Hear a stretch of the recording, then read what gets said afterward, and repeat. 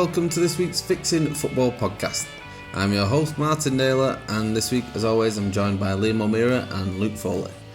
Luke is especially looking forward to this episode. It's something we've been teasing for a while, but we finally got onto the subject of Man United. We thought it was the right time to do it, and there's a lot going on, it seems, at the moment. We've mentioned the G word, the forbidden no, not Gary Neville, the Glazers. Are they actually the problem at Man United? We talk about that a little bit in depth. We also get into Erik ten Hag and his current reign. Have we seen improvement? Have we not? And a bit more about the culture that's surrounding the players, Man United, bit of mental health. There's a lot going on at the club at the moment, and hopefully we can get to the bottom of it, and more importantly, come up with a fix. That's why we're here. Thank you everyone who's been listening so far. It's really appreciated. We're growing nice slowly, but we'd like to crack on and keep that steady incline of followers and listeners. So it's much appreciated, all the following and support that we've had so far. Please find all our social information at www.fixingfootballpodcast.com. You can find our links to Spotify, Apple Podcasts, YouTube, Twitter, Instagram, everything's there. But let's get into it and let's see what Luke has to say. Hello boys, how are we? Hi lads. Hello everyone. How are Liam, you, Martin? I'm good, mate. Liam, we've been putting this off for a few weeks. We've been teasing it. I think we need to talk about Man United. It seems like we're the only ones not doing it at the moment. There's a lot going on. The biggest club in the world, and they are the biggest football news story at the moment, the crisis club of Man United. And I feel like, despite Luke protesting, saying he doesn't want to talk about Man United, I feel like we've got no choice to. They are the story. We don't have a choice. We're literally the only ones not doing it at the moment. I just say you've been badgering to talk about United since we started, so I don't know where this has come from. Yeah, we have. You've been reluctant. Because I've seen the problems coming. This is what I keep saying. If you listen earlier, you don't have these crises. Anyway. You've seen the problems. All right, okay. You're the only one then, I guess. No. These have been well stated. When the transcripts of our WhatsApp group get leaked to the press, that doesn't happen. People will know Luke is way behind. Listen, Liam, the big G elephant in the room, the Glazers. Is that the main problem at United? And every time I look into it, I struggle to see that they are the main reason, despite them being blamed for every time Man United lose. Can you talk me through why Man United fans hate the Glazers, and are they the main problem at Man United? Well, in terms of why Man United fans hate the Glazers, I think I'll defer to Luke at the end of this question to answer that one. I think that one would be better from Luke to say. But in terms of the Glazers themselves and what I think of them, they're essentially the very epitome of private equity in business.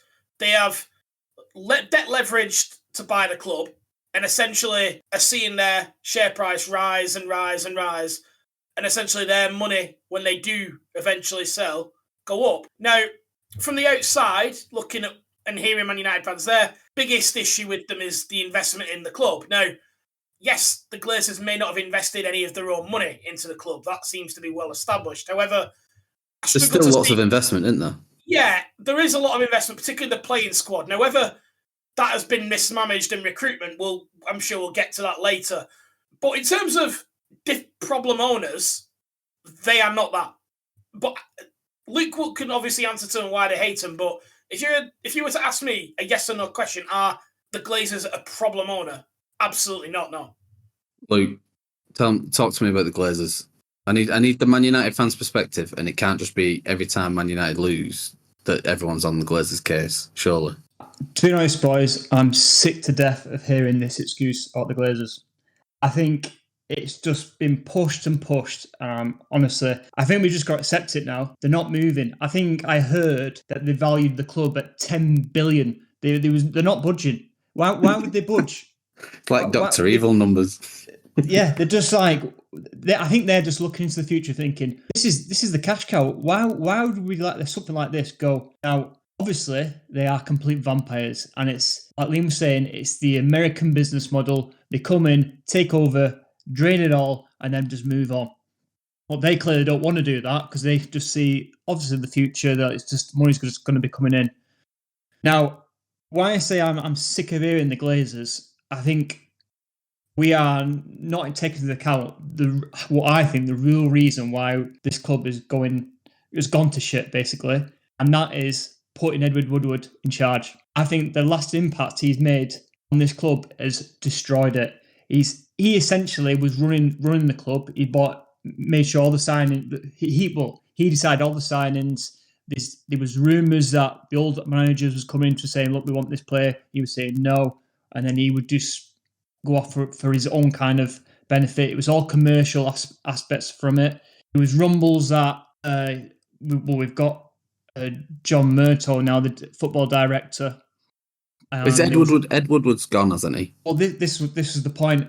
I think he was still lingering around with the Ronaldo, Varane and Sancho deal. So he was kind of still in the background, kind of directing John Murtaugh what to do. I think he is the reason that this club is in the dark ages. And I think, obviously, the big problem is the Glazers, they don't give a shit. They couldn't give a flying fuck what happens to this club. They just think the American kind of sports teams are the number one teams in the world. There's no kind of feeling towards United. It's just again a cash input for them. And Lee, you want to jump in? Yeah, I'll pick up on the last thing that you said, that they don't care. I think they don't care as much as other owners, to be honest. I think you're on to a point there. But I think there's two things they probably care about. I think they care about being in the Champions League, because essentially the revenue and the sponsorship that you can get through that. Because essentially in the past, I don't know if this is still the case, but a lot of Man United sponsorship deals have been weighted better if they're playing Champions League football. So they care about that. And I think one thing that the other care about is that when the big things start to happen in football, that a lot of these American companies are invested in this idea of super leagues and this idea of, football Netflix that various people have been talking about. When these things happen, that's the value. That's what's coming down the road that these types of companies are. I don't know what your thoughts are on the situation, mine. No, go on, Luke, you go. Well, just in the investment point, I think the real true stars of the past, 10 years is the commercial team. We've just signed another £900 million deal with Adidas, nearly $1 billion, and then we've got a new kind of sponsor on our shirts, which was 60 million. Again, as Liam said at the start of the show, we are, and Liam hates to say it, one of the biggest clubs in the world. And we still are. Selling advertising at Man United is like selling Beyonce tickets. You're not going to struggle finding many people to sponsor you. You can have a bidding war for literally every sleeve, every stitch of a Man United shirt. So, I mean, the commercial deals, they've been impressive, but I wouldn't say they're the start. Luke, answer me this. So, the United fans care about the owners caring about what happens on the pitch. But we've seen over the last 10 years that Man United, along with Chelsea, are the highest spenders of players incoming, which is mostly what the fans care about. They care about investment in the playing squad and they care about results on a Saturday. So why should it matter how much profit the Glazers are taking out of it and how much of their own money they are putting in when they are still spending very competitively? Again, I just think it's the easy target. It goes to my other point. I think it's the actual people underneath and running the club. That is the sole purpose of why we're doing so badly. The investments of these players. It just seems like the Cowboys. They don't understand Go on, Liam. You want to I think you're onto something, Luke. I think for me from the outside, yes, the problem with the Glazers is it's not an infinite pot of money. Like, you're competing against Man City and other clubs in Europe that maybe have more infinite pot. But United aren't short of money, so let's not pretend that's the biggest issue. I think the biggest issue at Man United, personally, and I think you're onto something when you talk about the board, but I think it's particularly the synergy between the board and the playing staff and the manager, the coaching staff. That's where I think a lot of the clubs at the top of football now have really got it right. So if you look at your Man City, for example, very easy example to make, it's all sort of built around Guardiola. Like the whole all the business side of it is built around that. You look at Liverpool, and even before Klopp went in there, when Rodgers got them to second and pushing for a title, you had this board of transfers, didn't you? Where there was like a room of 5 of them, and they all decided it wasn't just Rodgers, but it also wasn't just the board. And that was how Liverpool went from this team that was finishing 6th or 7th in the league to one that was finishing 2nd and 3rd, and then obviously Klopp took it beyond that. So it's missing that link, and they still don't have a director of football at Man United. Like, how long have we been talking about that? And it's John Murtough. John Murtaugh's the director of football. Is he a football? Yeah. Oh. But again, exactly. Well, he clearly is not doing his job right. I think that was only put in because there was that big push. When was it? 3 years ago. It's like, it's a football director who's going to solve everything. That he's going to be the saviour. But what's he saved? Not saved anything. You were linked with quite a few of the top directors of footballs. I remember Campos was very linked with United, wasn't he? Particularly when Mourinho was there. The guy at Sevilla as well, they were looking at coming in as well. Yeah, Van der Sar. And the guy from Red Bull, can't remember the English guy, I can't remember what his name is off the top of my head. I feel like you let Ashworth go to Newcastle. That seemed to be, so when you're in the market at that point, you let arguably the highest regarded one go to. So Liam, does that come from the top down? Does that come from the Glazers in getting that board to pitch connection in place? Because go on. I think it's what the objectives are. Like, is the objectives of the Glazers to win the league, or is it to be in a position where they're more commercially viable? Like, is it the board's objection to win the league or to win the FA Cup? So this is where the disconnect comes from. And like, are United even trying to win? I think that's what I would be asking if I was a United fan. Are they if things are okay, but are they ever actually trying to win the league? I don't think they are. So from what Liam was saying, I think the share price is what the Glazers all they care about. I think, and again, I think it's the board underneath are the real issue with the club. I think, the Glazers, they won't have a clue to employ for a director of football. I think it's just, and this is the other thing that grinds my gears is I think a lot of pundits and the people connected to United, the old players, I think they've got a bit of connection with this board. Like Fletcher's on there, I think they're they're wary of what they say out in the public, but they're easy to go after the Glazers. Again, why are they not going after the board? Why is no one kind of saying, look, what's happening here? Why the board not being held accountable for everything? Why is it straight to the Glazers? An interesting point. I've got. I want to tell you what, if you agree with this, I've got a quote here from a friend of the show, DJ Jack Sprigg, who is host of the Talkover podcast, which is a collaboration that Blackpool FC have done, a sort of mental health podcast. So he's reached out on social media and messaged, and I want you to see if you agree with this, Luke. Years of mediocrity have been allowed by an organisation who in themselves are not interested in the football element of the business and solely the dividends. Yes, they've put their money in, but none of that was their own organic investments. And that's why we're now struggling to challenge your Arsenals and your Cities, because the club is skint. We've had no end of top managers who in theory should have succeeded but haven't properly had a structure behind them. I think the most damning thing about it all is Saturday. And going back to what I said at the end of the last episode, how good and a United loss at home this would make, I think this is all spiralling on from that. Brighton are arguably one of the most structurally developed teams in world football now, but 10 years ago they weren't. They've invested in proper directors of football and scouting policies, and in that 10 years United have literally dropped off of any sort of structure. Apologise for ranting, but the players too, they're not exempt from any sort of blame. Too much player power has been seen, and years of cliques and power groups have been the downfall of many managers who've tried to implement any authority. Jose, Eric Ten Hag right now, Van Gaal, etc., they didn't like it. There's his view. Thank you, Jack Sprigg. Appreciate it. Luke, what are your thoughts? A lot to go out there. Is that right? Is that pretty spot on? Sort of, yeah. He's kind of pushing it onto the players as well, isn't he? He's at every marker though. Yeah, he is. Boys, it's a shit show from the top to the bottom. But Well, Liam, I want to touch on the middle now, somewhere between the players and the board, and Erik ten Hag. So we've seen Erik ten Hag come in, and in all honesty, he impressed me in his first season. He had a lot of stuff to deal with. We look at pulling Maguire out of the team, issues with Ronaldo and all the stuff that happened right at the point of the World Cup. But I think what impressed me most was his in-game management and his ability to get a decent amount out of the squad that they had, with a lot of United fans moaning about XYZ, McFred, Maguire, De Gea.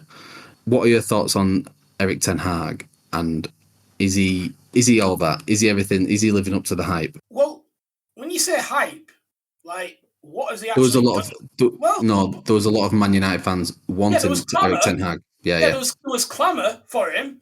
But I remember at the time, and I think a lot of that came from they didn't want Pochettino for some reason. So I think Ten Hag was an alternative to Pochettino.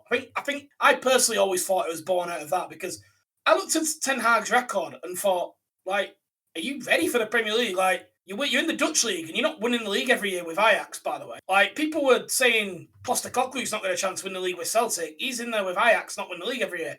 So, like, there was that at first. But then, I mean, when you say Ten Hag impressed you, what?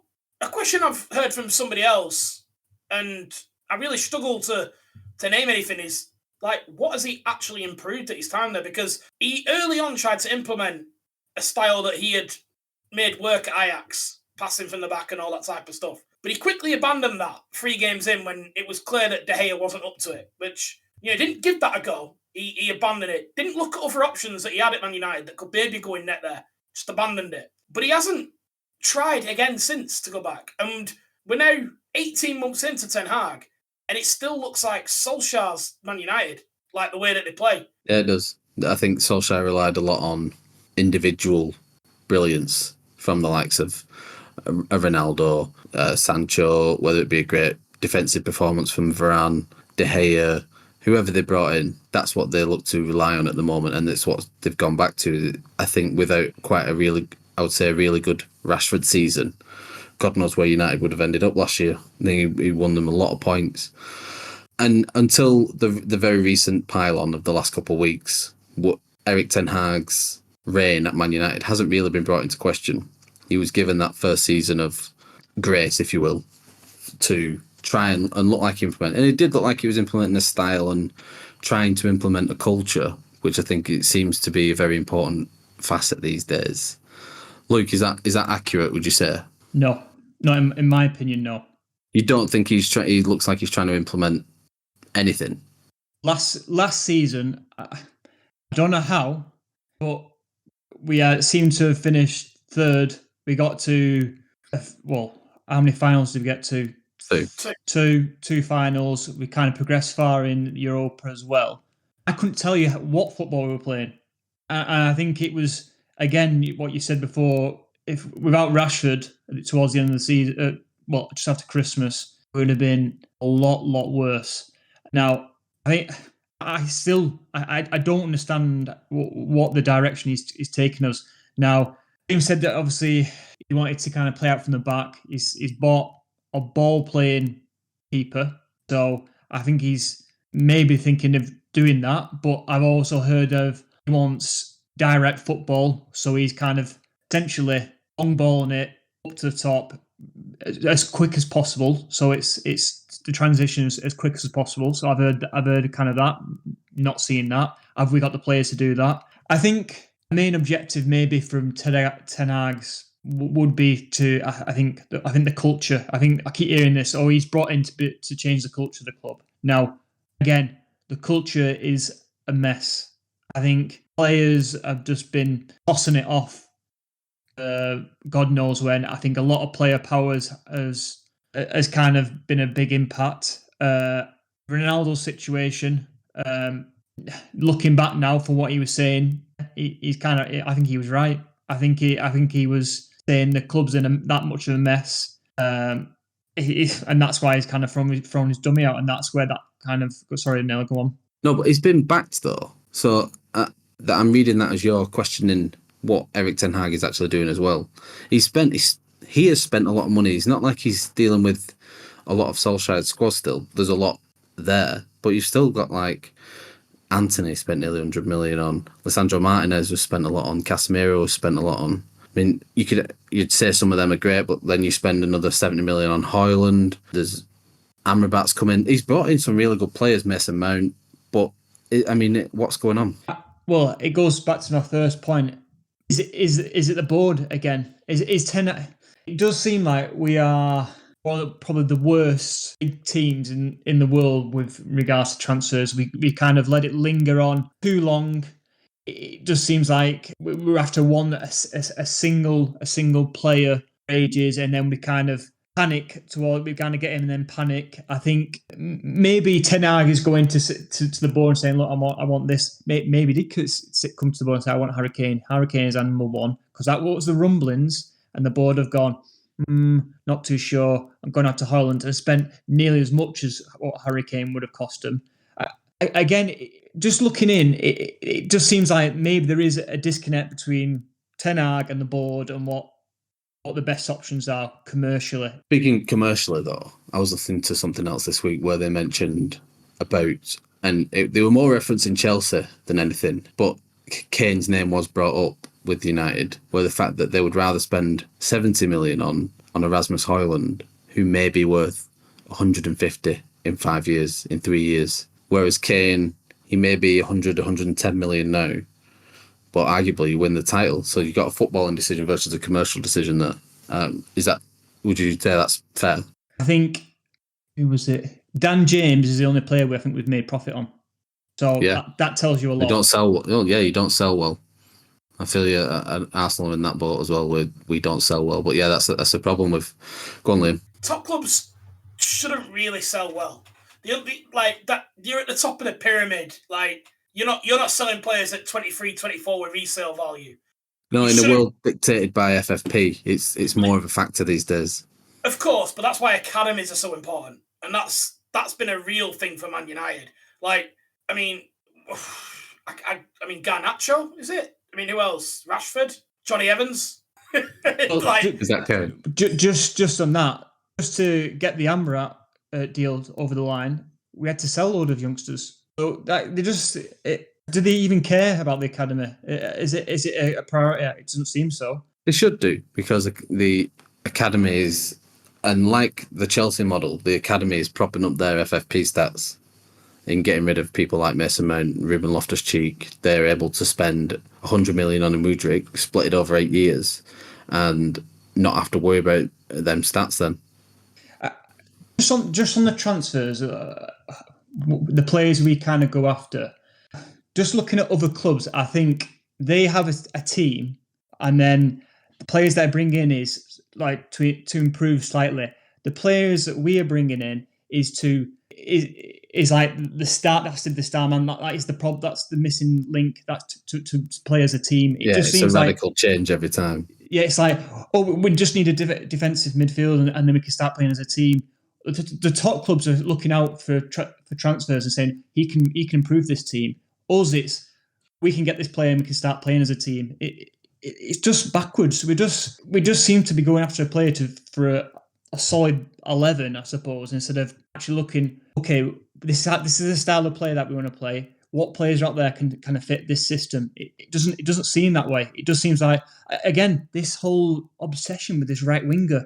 What right winger is right-footed and can cross the ball? They are so rare. Like that run to the byline, cross it in.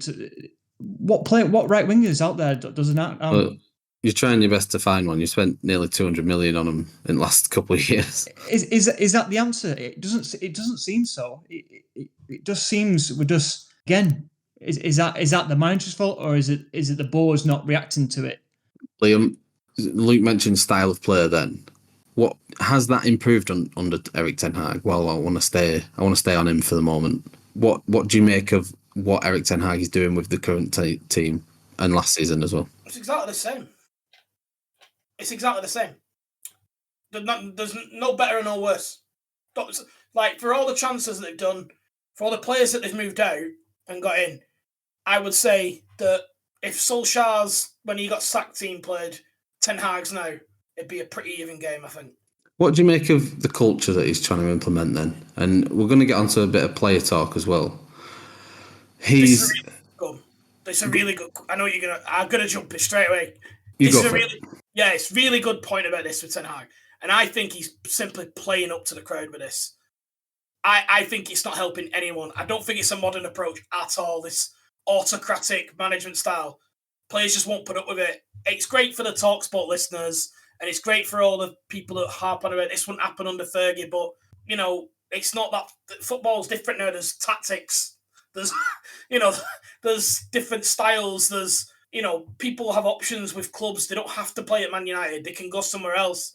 That will not make clubs on it. Like, especially with the Sancho thing, when he criticised him in training, there's so many players that will look at that, even if they are thinking of going Man United in the future, going, nah, I'm not having someone criticise me if I've had a bad few weeks in training, because that just makes your next club so hard. So, all well and good, digging Sancho and saying Sancho's attitude. And by the way, United knew full well who they're signing, because this is the reason City sold him, and Dortmund complained about it for years until they got nearly 100 million for him. So United knew that. But even by digging him out, I think that a lot of top players won't go to Man United if that's the manager's doing that. And then, so as well, we've had the Sancho thing.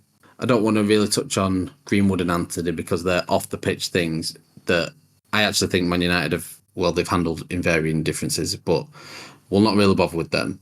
The other one really is then Ronaldo and Maguire that Erik ten Hag's had to deal with, and Man United have done the best to get rid of Maguire, it seems, and they don't want to move that now.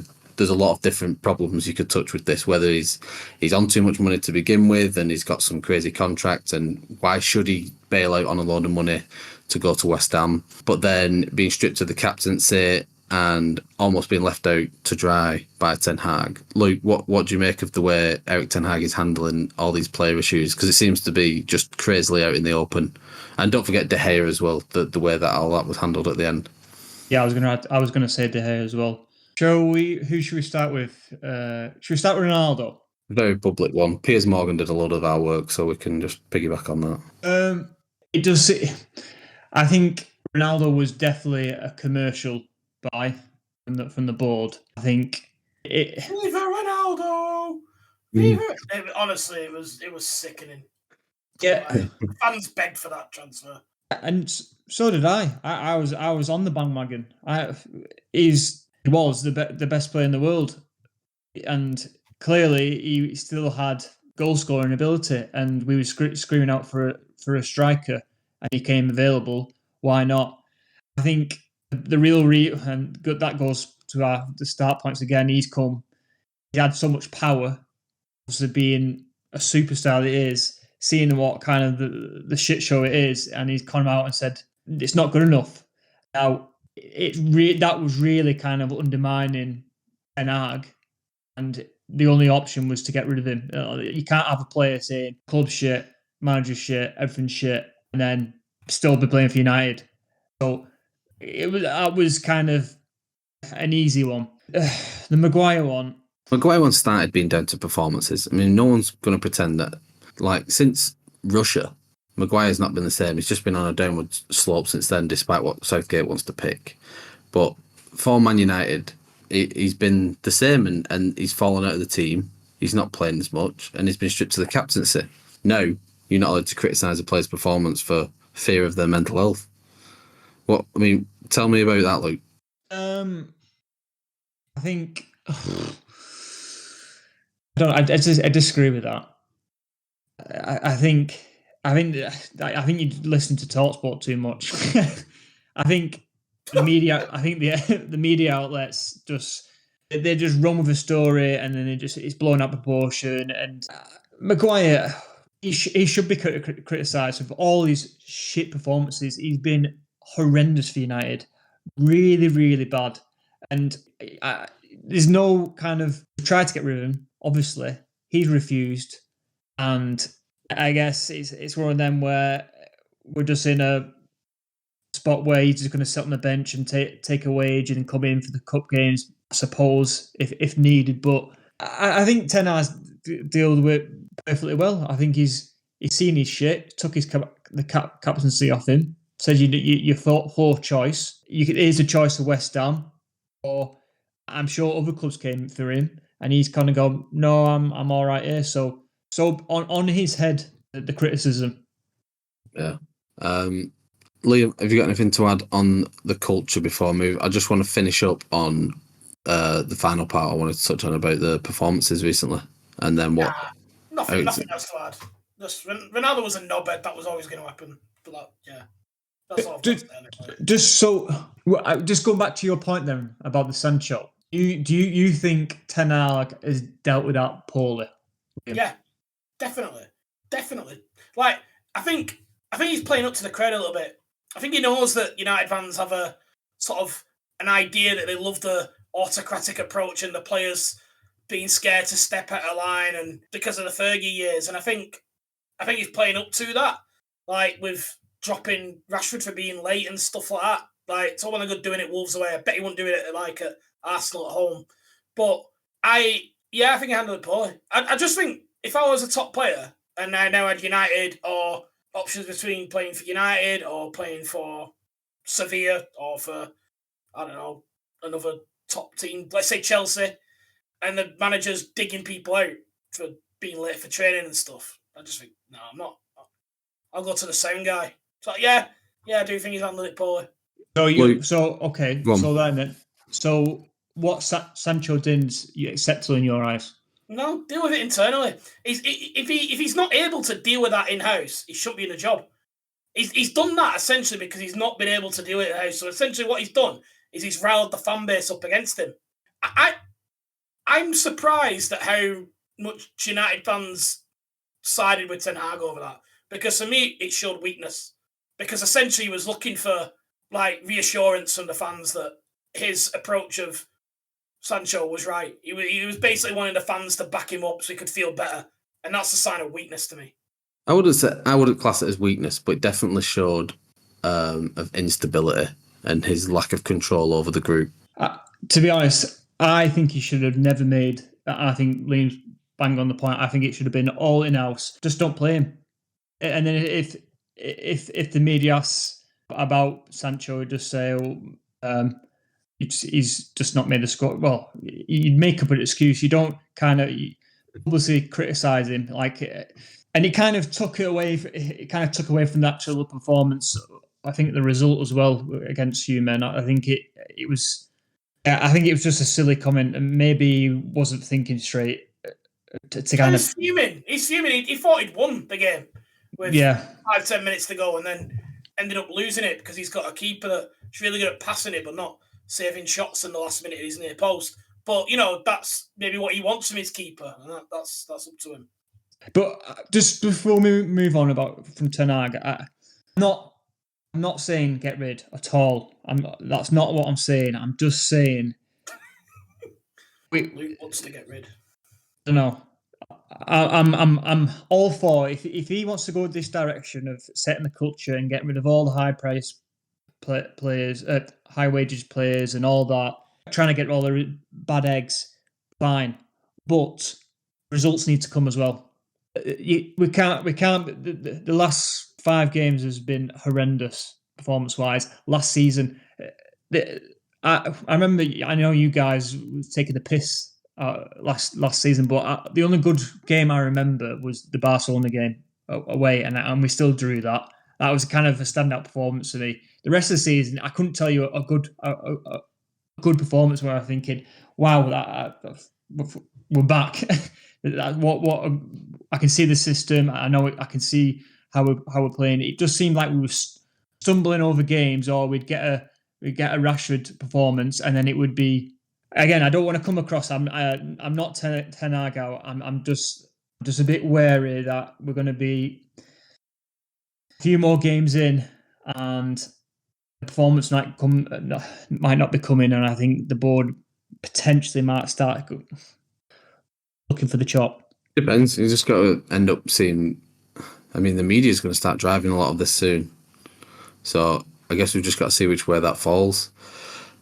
Liam, we have one job on this podcast, and that's to come up with a fix. Where do you start? Do you start right at the top?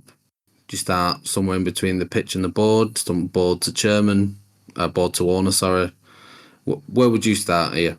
I probably listen. Let's just everyone knows that the club is up for sale, and I'll put a little question mark at the end of that because we never know when that's going through, but that is more than likely going to happen in the next 12 months, 3 years, something like that.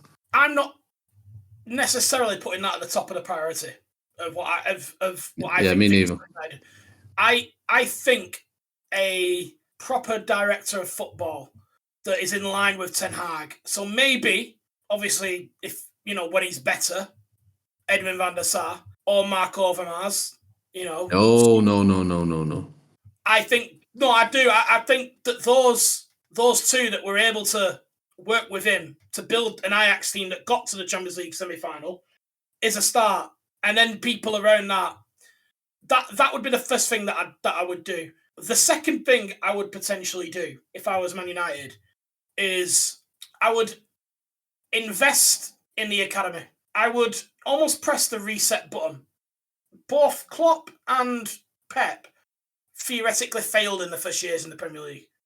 I think Pep finished, fourth, and Klopp was eighth. I think, yeah. And a lot of that was essentially breaking and rebuilding. And I think they need to forgo investment in the transfer market. Not completely, but away from marquee signings for 2 or 3 years while they invest in their academy. They need people challenging in the squad. Like, it's essentially now, even like McTominay's not getting a look in anymore on the basis because I think Ten Hag wanted to sell him. Feels like he can't play him for some reason. And there's a lot of that going on. So they need people pushing from within. Luke, if you've got a fix, where'd you start? Again, I agree with Liam. As I said at the start, I think the board. I think John Myrtle, Richard Arnold, and I think Darren Fletcher as well. No good. I'd get rid of them.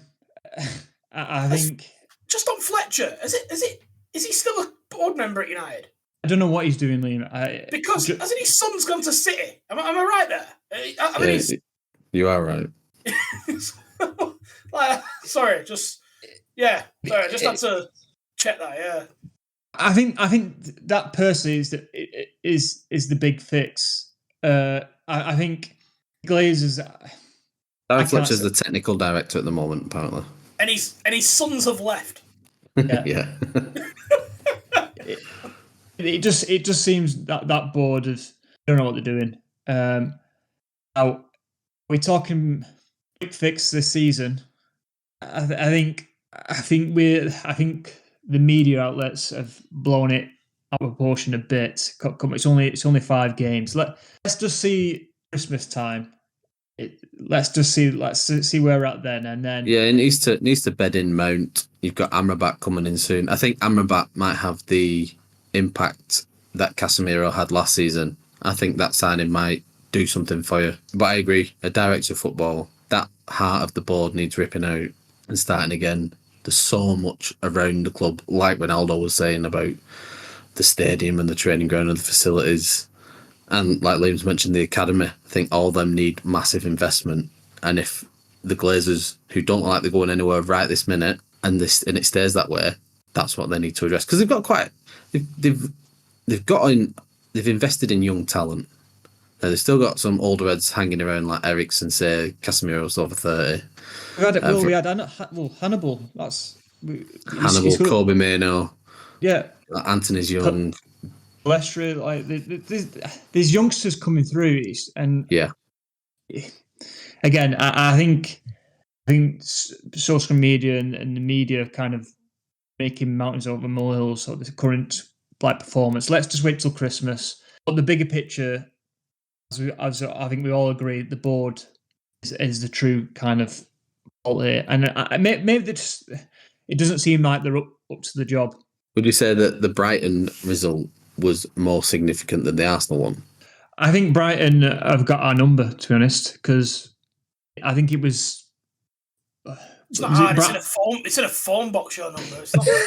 It's on the back of a toilet wall.